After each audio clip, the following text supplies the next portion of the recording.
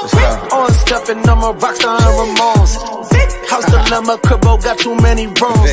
Swish, I got shooters in the field, they running zones. When I switch, make some shake for me, stop playing. On stepping, I'm a rockstar and Ramones.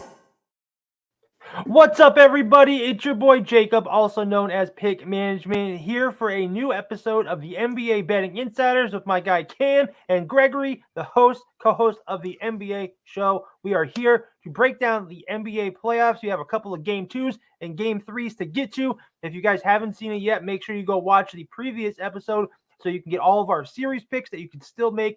We have some futures, all that great stuff. Make sure you check it out. Before we dig into today's show, I got to tell you guys about one tool you need in your toolbox if you want to take the next step in your betting career, and that is the Rhythm app. Rhythm is a totally free app to sign up. It is going to teach you how to build predictive sports betting models. They have an AI-powered model that will teach you everything you need to know. They have custom ones that they've already made that you can use that smashed March Madness. They predicted every single NC State upset and their loss to Purdue. Plus, they just cashed on the golf tournament last week. They cashed on the Masters. I think they hit on Scotty Scheffler won. I think that's who they cashed on. I mean, they have an AI caddy that does hole by hole live betting for you. I mean, it is unreal, the Rhythm app. Like I said, it is free to sign up. They have a free version. Get a 7-day free trial right now by clicking the link below. Make sure you check out Rhythm. That's what we use to build our models, and that's why we keep cashing. But Cam, Greg, we are here for a new episode. We had a pretty solid best bets last time. Some wins, some losses. I got to say, the scoring in some of these games is just disgusting. I cannot believe how low scoring some of these games are. I mean, this Orlando-Cleveland series is just terrible, and I keep betting the over because the line is just too low. I just can't believe it. But we're here to break down our best bets for this, so we're going to go ahead and dig right into this. We have a couple of matchups today. The Heat take on the Celtics for game 2, and the Pelicans take on the Thunder. But we're going to start with this Heat game because I know you guys both have best bets on this. So, Cam, why don't you go ahead and take over and give us your pick for the Heat versus Celtics? Yeah, no problem at all. So I started with the Heat plus 14.5. Jacob, you and I always talk about it. I think double-digit lines are big. And Greg's looking at me like that because Greg knows I don't usually I'd rather just stay away. But I think game 3 is always an interesting game in any series, especially round 1. Sometimes it's game 4. I think Miami comes home. I think they'll have a jolt of energy. I don't know if they'll win, but I do see them being within 15 points. I don't really see it being a blowout. I think Spoelstra's too good of a coach, and I know he'll make adjustments just to make sure the game is close, going down in a crunch time. The only other play I had in this game as well was Peyton Pritchard over 7.5 points. My Rhythm model had it at 79% win probability. I think Peyton will come in similar to Sam Hauser. There's times when this Celtics team plays and they need a jolt of offense. So I think Peyton easily gets over that 7.5 points. He usually cashes this. He has 4 out of the last 5 games, I believe. So should be a pretty easy cash as well for the prop. Gregory, thoughts on this one? I know you have a play here too.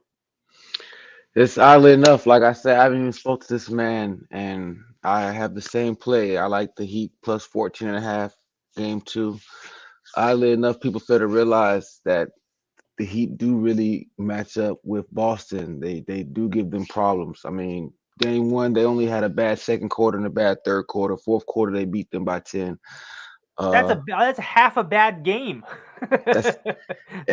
And they weren't really supposed to do anything. They're still missing Jimmy Butler, which is a big aspect. So that's what I'm saying. Do how they played game 1, game 2. They should make some adjustments. Plus, Kevin Love should be coming back. Duncan Robinson should be good to go. So I like Cam said, I feel 15 points is a lot of points, and the Heat normally cover them in Boston as it is. So I'm all over the 14.5, and like he said, Spoelstra is one of them coaches that he knows how to adjust.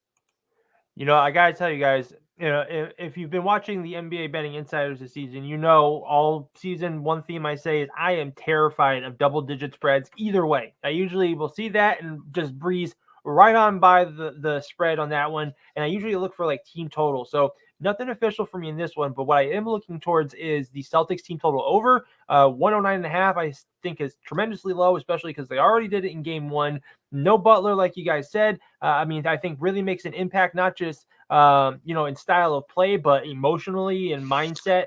I could feel a little dejected when, the guy isn't there. Miami 1-7 straight up, their last 8 versus Boston. I mean, that is a tough pill to swallow for their team. And with Boston 16-1 straight up at home, I like them to get a dominating win. I don't know if 14.5 covers for Boston, but I think they could. I mean, they won by 20 in the first one. I think this could be an easy 4-0 sweep for the Celtics, which spells trouble for the rest of the league with them being well rested going into the second round.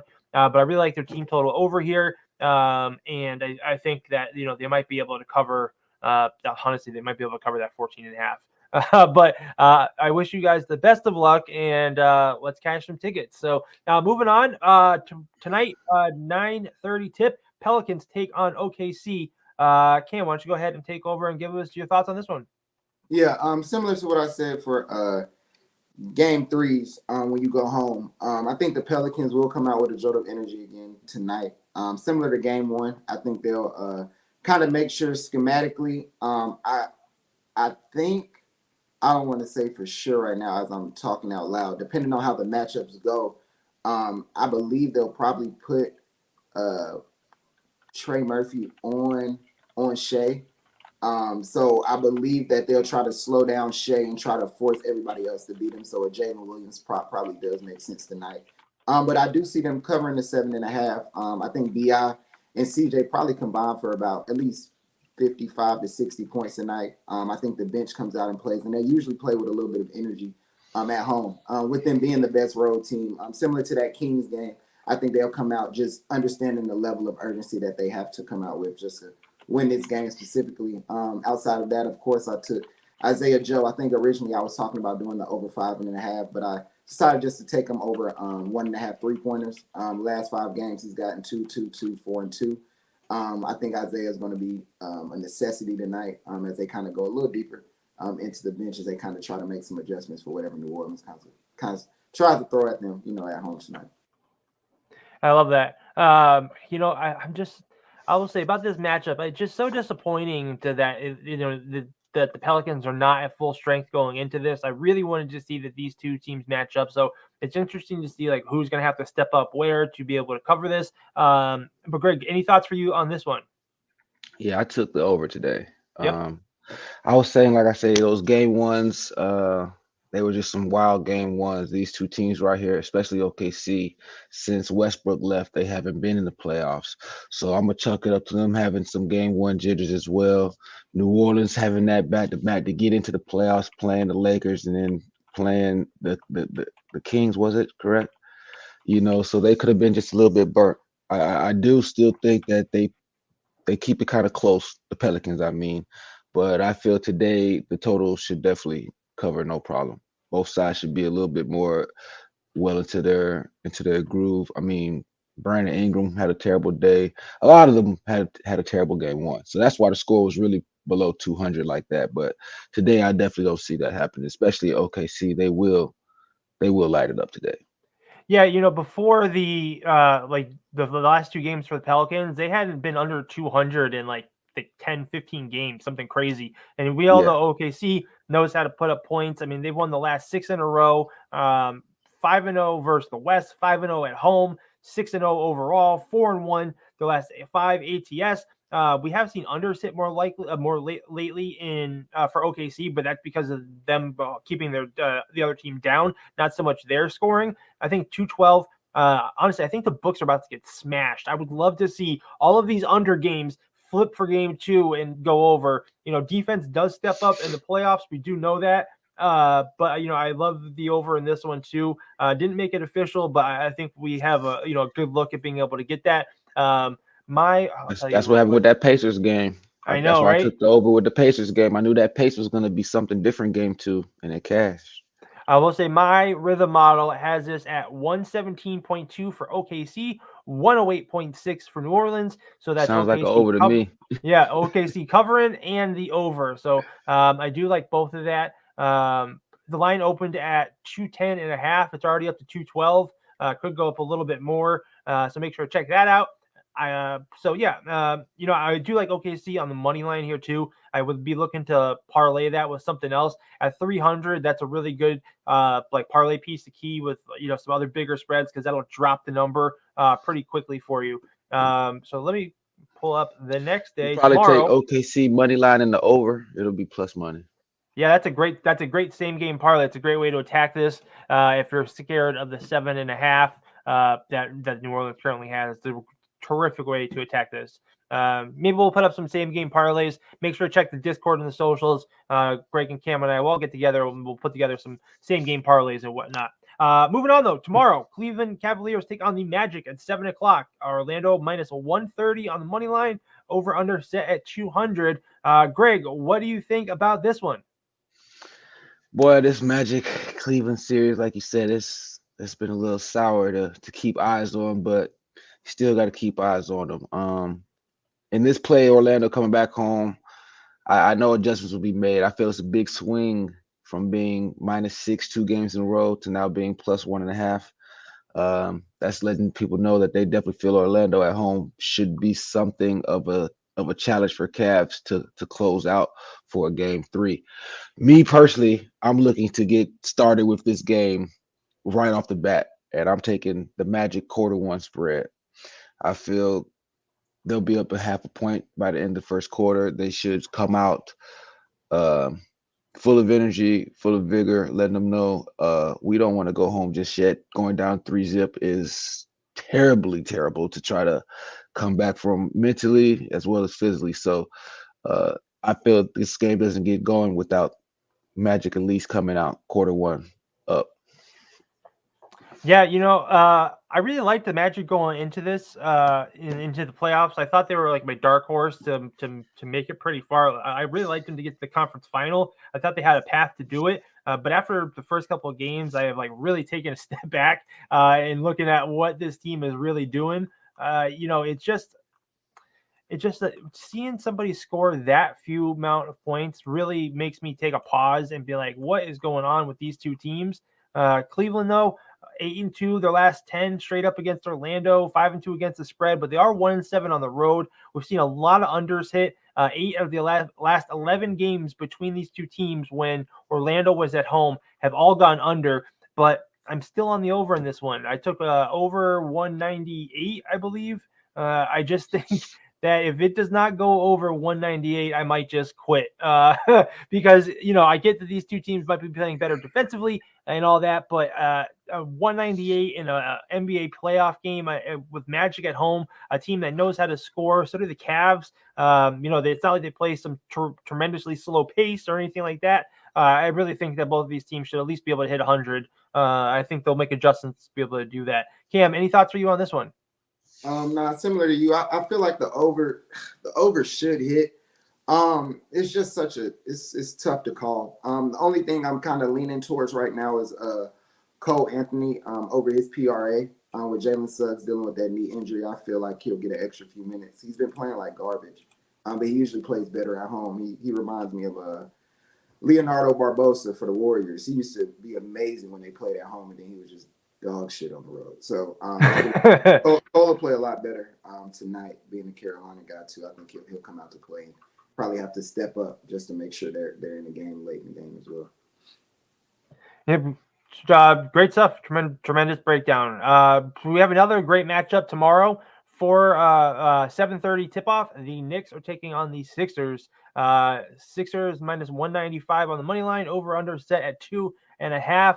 I'll take over with this one. I really like the Knicks here. I took the Knicks +6 at minus 150. I did buy it up a little bit because that's kind of what my number has it at, and I want to be able to do that. And then I also took the Knicks Philly over 200 for 5 units. This is going to be my NBA playoff play of the year. I am dumping on this one. I just think these two teams in Philly are going to score some points. They played quite the battle to start. They've been battling all season long. They've been able to eclipse this number in every game that they've played so far this year. And I just think at 202.5, that was just a little too high. But I like it at 200. I really just think, The Knicks have seen the over hit in 8 out of the last 9 games on the road, over in 6 out of the last 7 overall. Philly have seen the over hit in 5 out of their last 7, and them being 5-0 at home, 9-2 straight up their last 11, and 11-4 straight up the last 15 when playing at home against New York. I think we're about to see a tremendous battle, and this has got to eclipse 200. I'll tell you, my number has this total at where'd it go? 106.4 for the Sixers to 105.4 for the Knicks. So I mean, a close game, close battle, and I think points points for the Knicks and points for the game is the way this is going to go. Gregory, thoughts on this one? Yeah, man, we ops on this one, man. I'm sorry, man. I just don't see this over at all. Their last 10 games head to head, 7 unders have hit. And their last 4 games in Philly, 3 have hit in the under. Now, the reason why I'm a stress why I love the under is for sure this is a game 3, and for sure this is, like I said, that desperate game. There should be no reason to be trying to outscore a team that you just really want to control the pace of a game. So if the Sixers wants to control the pace of a game, especially being down 2-zip, they're not going to be trying to look to just be throwing up threes to get like no 10, 12-point lead. If they do that, it'll come from going to the meat rack or the foul line. Their biggest job for this game is to stop the Knicks from scoring. And if you don't do that, they are not going to beat the Knicks. So I see a lot of game being played through Embiid if he does play. And if that's the case, that's going to kill a lot of the clock because he's going to go to the free throw line. The Knicks are going to end up trying to play fast paced to just try to get a little quick lead, but Sixers should want to D up like how they did in the fourth quarter to at least get back into the game like they did this last game.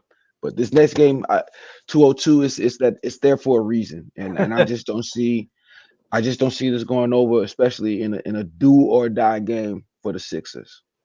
Well, let me ask you this. Are you concerned about Embiid's injury? I don't know if you saw this. There was a picture online when he wrinkled his forehead, only half of his face wrinkled.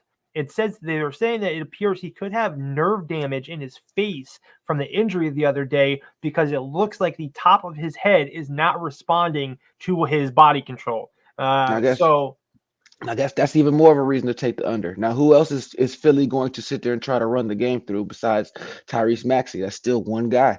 So when you're going to sit there and worry about being down 2-zip, knowing that this is for sure during that game, they can't worry about being fast-paced today. This has to be a game of who has the less amount of mistakes being made, which is why I feel the total is where it's at, which is why I feel the total should not hit.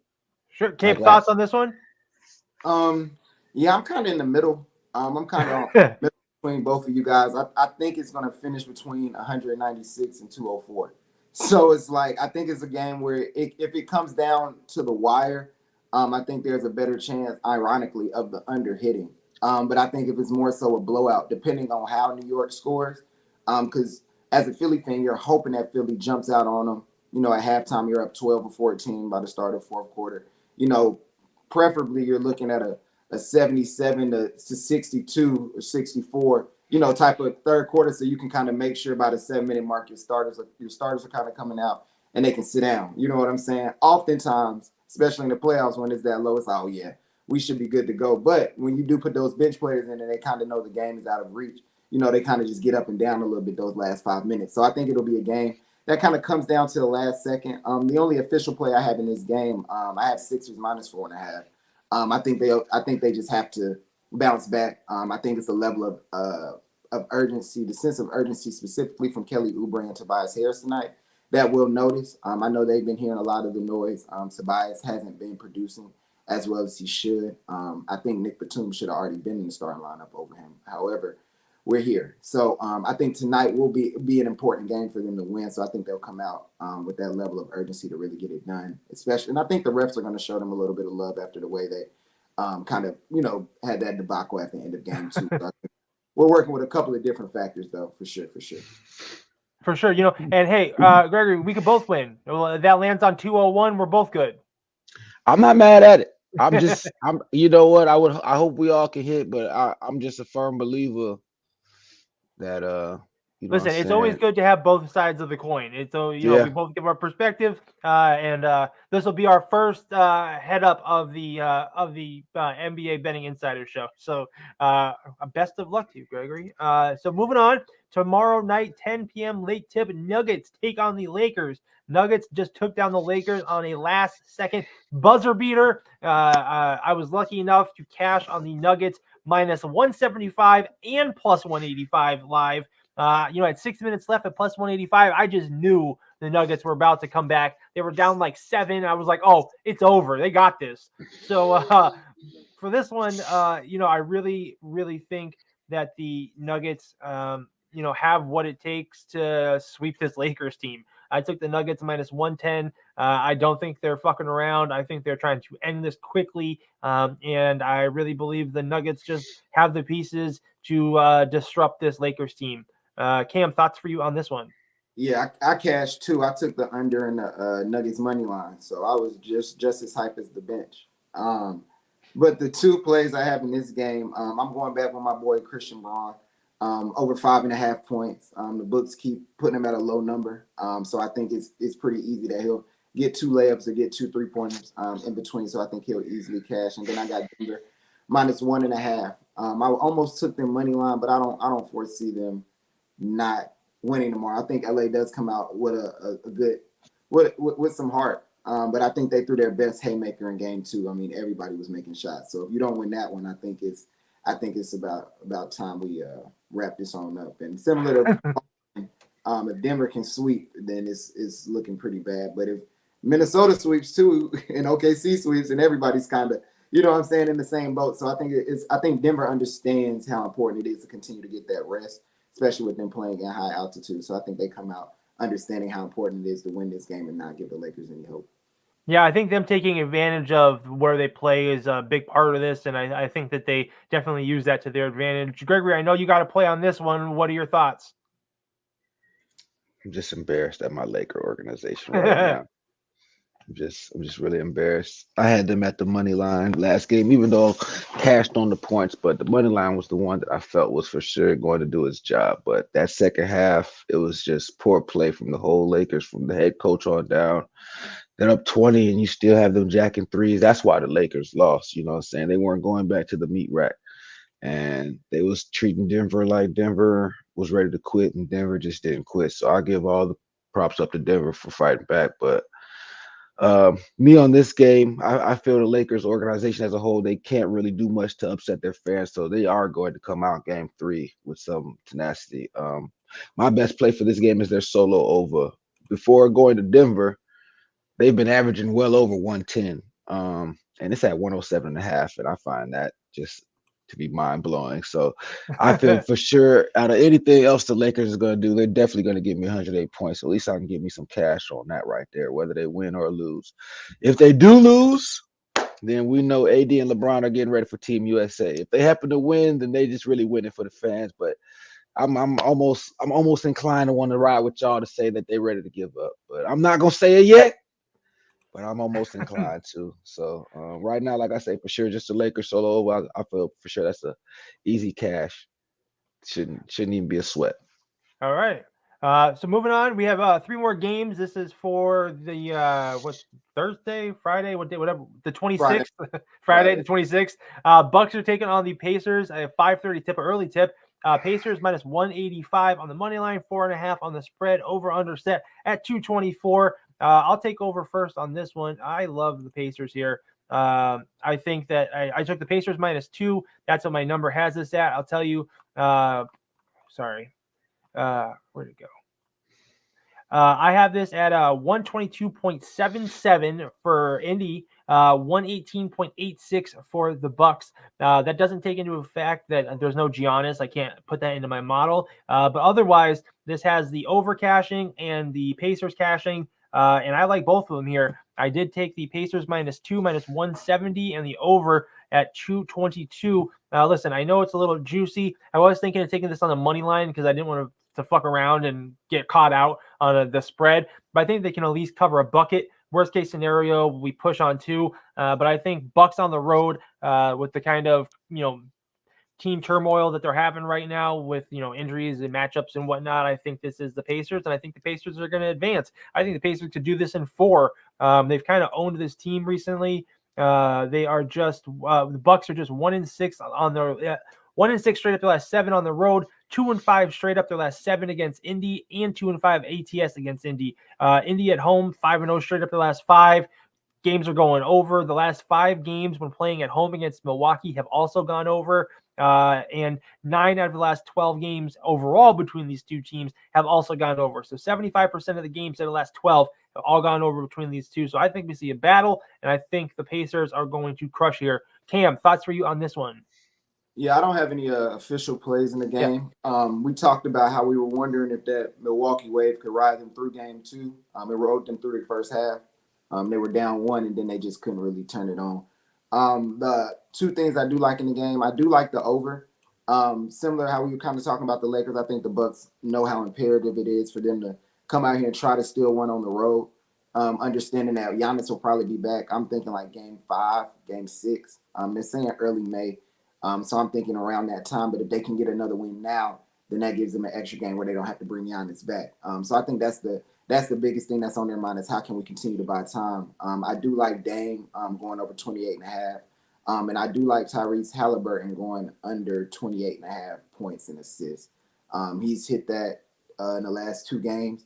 Schematically, Milwaukee, Doc Rivers is just a good defensive coach. So he's been finding different ways just to make sure the ball isn't in his hand as much and he can't dictate the full game. So I see him finishing probably with a 13-13. I think he really won't be as adamant about scoring, but getting everybody else involved just to kind of stretch that Bucks defense a little bit.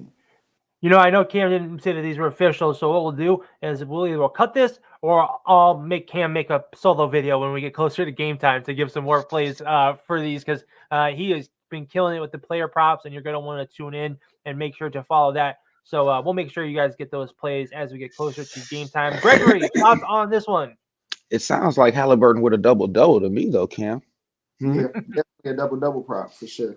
Possibly better value. I just love the over, man. Every game until this series is over, the over is going to cash every game. All right. The Pacers are young, the Pacers are hungry, and the Pacers want to show you that Indiana got something special right now. So they're going to come out every game attempting to drop 120 or better. So if the competition isn't up for it, they're going to get blown out. I love it. I mean, it's pretty simple. The Pacers team has kind of owned the Bucks, and I don't think it stops. So we have 2 more games. Friday, 8 o'clock, the Clippers are taking on the Mavs. Let me get you the total. Sorry. 209. Yeah. 209 Mavs minus 165 on the money line, minus 4 on the spread. Gregory, thoughts for you on this one? Mavs in a run. Yeah, that's what I love. I think Mavs in a run after they come back home. Luckily, they did what I said. They tied it up 1-1 in LA. Now they come back home, and their crowd and their energy is going to give them the surge to for sure cover the 4.5. You know what I'm saying? I really think they beat them by 6 or 7, but the 4.5 is fine. This is the one. Oh, actually, this isn't the one. There's 2 series I really have no clue what to do with. This one and the next one we're going to talk about. I haven't touched this game. I haven't touched anything in the first 2. I just don't understand how to figure out what team is going to win this. I feel like it is such a toss-up. These 2 teams are super evenly matched. They are stacked with talent, and either one of these teams I think could win the championship with the kind of rosters that they have. So this was a stay away from me just because I didn't know which way to attack it. But I think this one could go 7, and I might be looking at a series prop now for this to go 7. But that's the only thing I have for this one. Cam, thoughts? Yeah, just talking out loud now as we're speaking. I love Dallas at home. They burned me multiple times throughout the season. A good Sunday 2:00 game where the crowd is just like full of energy. And you're like, it's February, it's December. What are y'all so excited for? So with them coming home for their first playoff game, I do have them winning. But I'm leaning under, not at this number. I'll probably push it up to 214 and probably do under. And the Mavericks money line for plus money, probably like plus 120 or something like that. But that's probably what I'm leaning towards specifically for this game. Both teams are really just kind of lackluster when it comes to the over and under lately, 3-7 and 2-8. both teams. I do see the Mavericks possibly their team total over because it can't be higher than 107 or 105 at this rate with this total. Could definitely be a play as well. So those are the three things that kind of stuck out to me. So the team totals: Mavs 106.5, Clippers 102.5. Yeah, I see the Mavs. I see the Mavs probably scoring between 108 and 115 if they have a really good game. But I would just do money line in that under though because I don't think the Clippers much. I was gonna say, remember, this is a statement game. Being 1-1, someone wants to let the other know we want this better than you. Luckily, Mavs go home. They get that whole court advantage for 2 games, so they should take advantage. I will say the Dallas at home, they are 15-5 their last 20 overall ATS, 13-4 straight up their last 17. At home, they are I can't find it right now. Sorry. Home 25-16 on the season, 49-35 ATS. I mean 21-20 ATS at home for the season. I will say for good measure, my rhythm model has Dallas 118.68. Clippers 115.93. So a pretty high scoring per game projected here. So I do like those overs as well. So last matchup we have for this round of game 2s and 3s is the T-Wolves are taking on the Suns here. The total is set at 208. The Suns are minus 175 on the money line, minus 4 on the spread. Greg, thoughts for you on this one? Honestly, being down 2-0, seeing how the Suns played both games, we would hope that they want to come home with some type of energy or some type of a urgency to want to not go down 3 games. But I'm gonna say honestly, I don't know if they'll close. So right now, I feel the best bet is probably taking Minnesota with the points if I was to choose a side. Only because maybe they feel the urgency to want to go up 3-0 versus more than Suns wanting to not go down 3-0 or go, be up 1-2 or whatever, you know what I'm saying? So if I had to sit there and choose a side right now based off of how they've been playing the last 2 games coming in the second half, I would definitely want to choose Minnesota. Even if you want to choose Minnesota second half, run line instead of taking the whole whatever. But I love the 4. It probably goes down to 3.5 by game time, but you got it at 4 right now. It's solid.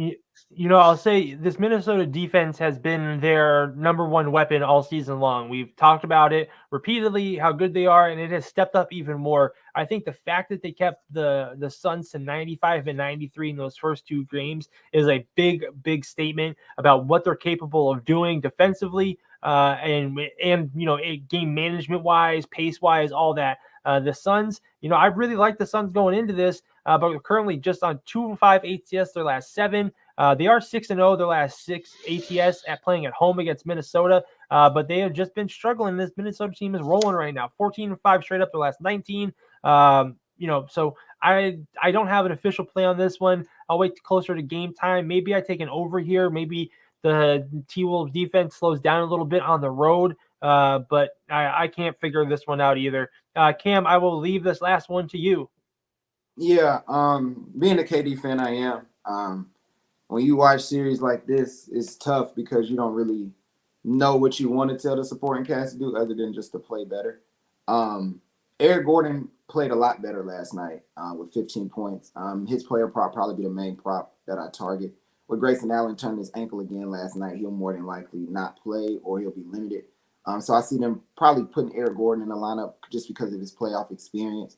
And I see the game probably going down to the wire.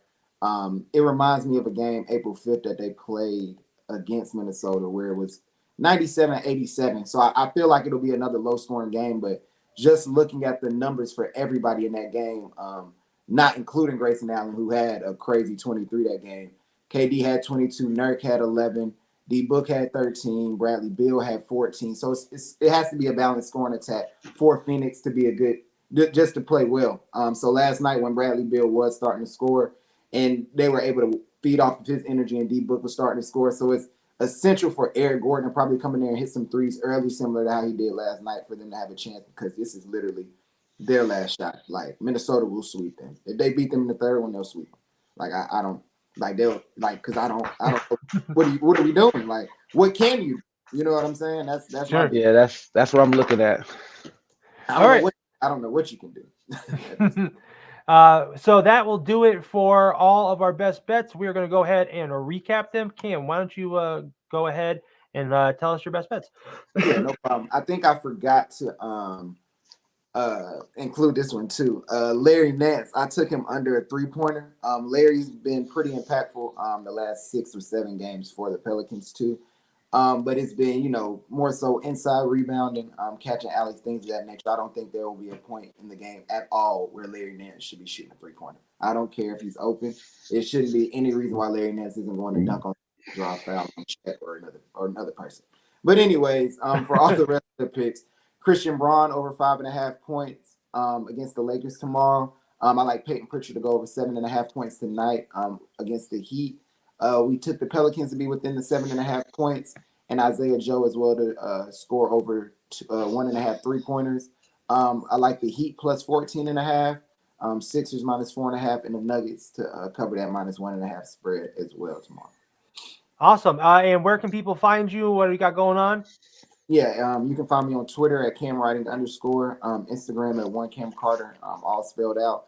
I'm the sports writer over at Baller Alert, and I have my own player management company. So anybody playing sports, have a niece, nephew, feel free to Cam being on the show here lets us actually call this the NBA Betting Insiders because he is a real insider. So thanks for Cam for being on the show. We don't have one tomorrow, but actually I'm going to save this for a second. But Greg, why don't you go ahead and tell us your best bets? Okay, for sure, man. I got the Heat today covering the spread at 14.5. I got the OKC game over 210.5. And I got the Lakers solo over 107.5. Then I got the Knicks game under 202.5. And I'm going to take the Magic first quarter at the run line minus 0.5. Awesome. And where can people find you on social media? Right now on Instagram, Buku_living billionaires, or you go to the search, you just type in Smackington, and I'll pop right on up. And Greg, I was saving this for the end, is now going to finish the NHL season with us. He will be my new co-host for the NHL Betting Insiders. We're about to kill the ice. We have a new episode of that coming up right after this, so make sure you guys stay tuned for that show and our breakdown. Also, it is Gregory's birthday today, so happy birthday to Gregory. And it is Cam's birthday tomorrow. So yes, big day here. That means with these guys having birthdays to celebrate, we're going to be cashing tickets left and right. I'm actually going to figure out some kind of giveaway. I don't know if it would be cash or buying dinner for someone, something like that. We'll figure it out with one of the viewers for this show. But it's terrific to have these guys on here. They're doing a fantastic job, and I so appreciate them being here. I'll give you guys my best bets, and we'll get you out of here. I am all over Cleveland, Orlando, over 198. Nuggets on the money line. Knicks plus 6. Knicks Philly over 200 for 5 units. That's going to be my NBA playoff play of the year. Pacers Milwaukee over 222. Pacers minus 2. And the Suns on the money line. I think the Suns can get it done. But you guys can find me here every day on the NBA Betting Insiders, NHL Betting Insiders. A new MLS Betting Insiders is out later tonight, and a new episode of Betting the Pitch Europe. I think we're going to be recording on Thursday.